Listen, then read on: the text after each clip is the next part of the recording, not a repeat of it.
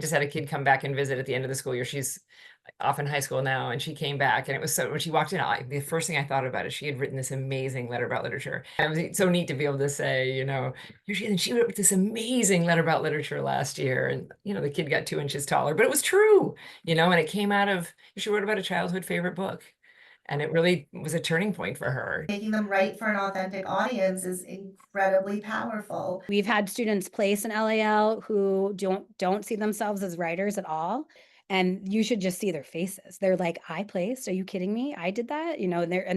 They're floored.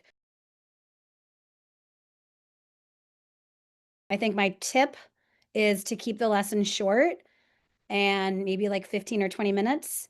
Really treat it like a writer's workshop. I have my students brainstorm using an activity provided by the contest, which lets kids make a column for thoughts and emotions that the book prompts for them, and then to think of the connections between those thoughts and emotions to really get to the impact the book has had on them. I also suggest showing them so many examples of letters. There's so many different ways that students could go about writing this letter. And if you don't have any stocked up like I do after 9 years in the program, the website certainly does. We do a lot of graphic organizers. So like when I do my 15-minute, 20-minute lesson, the follow-up is the graphic organizer. And so towards the end, after we've gotten through lesson 1, lesson 2, probably lesson 3, kids typically start writing using those graphic organizers in front of them.